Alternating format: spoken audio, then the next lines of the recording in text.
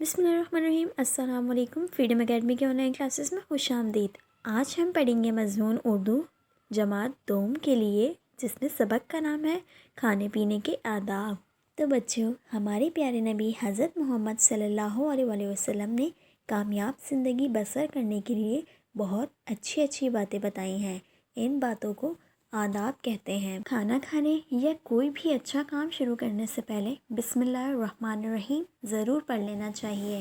کھانا کھانے سے پہلے اور کھانے کے بعد ہاتھوں کو اچھی طرح دھو لینا چاہیے۔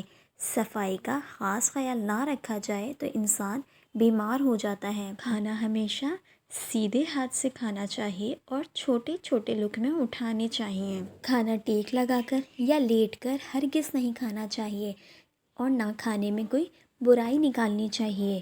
کھانا کھاتے ہوئے برتن میں اپنے سامنے سے کھانا کھانا چاہیے۔ کھانا کھانے سے پہلے کم سے کم 1 گلاس پانی ضرور پی لینا چاہیے۔ ضرورت ہو تو کھانے کے دوران بھی پانی پیا جا سکتا ہے۔ کھانے کے بعد فوراً پانی نہیں پینا چاہیے۔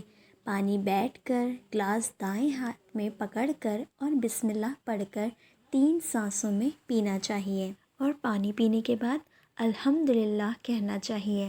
کھانے پینے کا یہ وہ طریقہ ہے جو ہمارے پیارے نبی حضرت محمد صلی اللہ علیہ وسلم نے ہمیں بتایا ہے اور ان پر خود بھی عمل کیا ہے۔ ایسے طریقوں کو سنت کہتے ہیں۔